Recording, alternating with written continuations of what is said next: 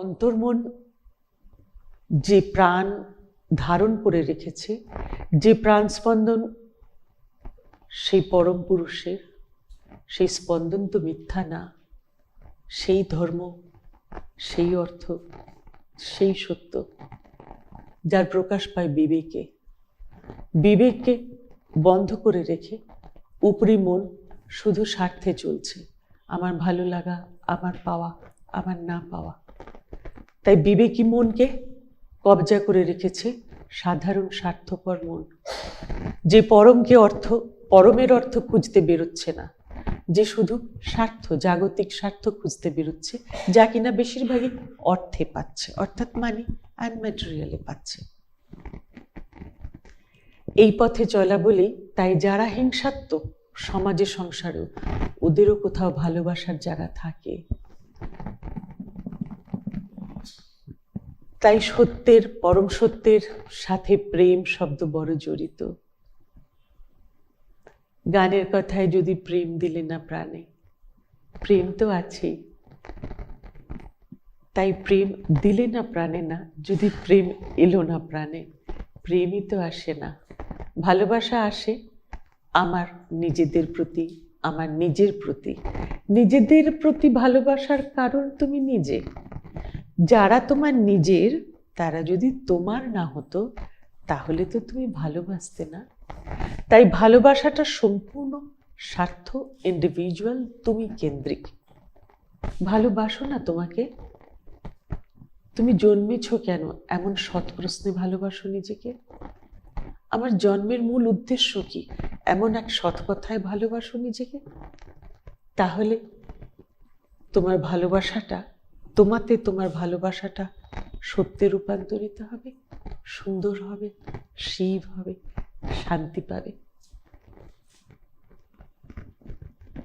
তাই প্রেম, উদারতা প্রেমের আরেক দিক। স্বামী বিবেকানন্দ বলেন, উদারতা কেমন হতে হবে? উদারতা একদম জাজ্জল্য হতে হবে, অর্থাৎ একেবারে জ্বলছে যেমন, এমন উদারতা। অর্থাৎ কোথাও কোনো দুঃখ দেখলে, কোথাও কেউ আঘাত পাচ্ছে দেখলে আমি তো সেটি করবই না, এবং আমার ক্ষমতা থাকলে আমি সচেষ্ট হব যাতে এমনটি না হয়। এরম উদারতা এমন হতে হবে।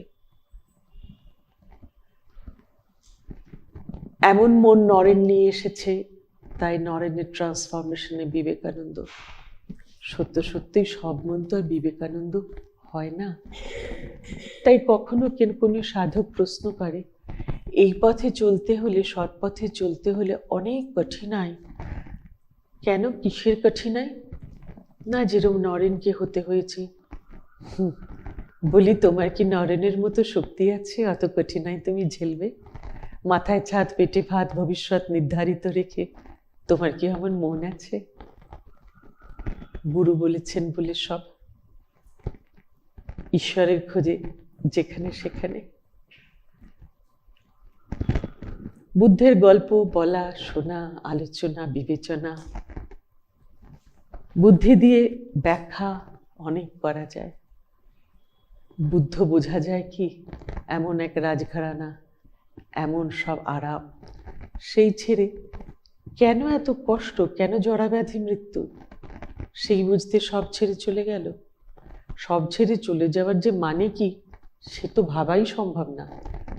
তুমি তো এক রাতের জন্য সব ছেড়ে কোনোদিন এমন জায়গায় যাওনি যেখানে তোমার ছাদ অ্যালটেড না, যেখানে তোমার ভাত অ্যালটেড না, যেখানে তুমি জানো না যে পরের দিন তুমি ফিরতে পারবেও কি না, not even a single night. তবে সত্য কি করে বুঝবে বলো? তাই গুরু তোমাকে কি করে সেই পথে নিয়ে চলবে আজকের এই যুগে, সে ও ছাড়া কে জানে? তবে তোমার মনে জানার ইচ্ছা আছে বই কি, তুমি কোথাও সেই পরম সত্যকে ভালোবাসো বই কি, পরমের কথা জানতে চাইছো বা।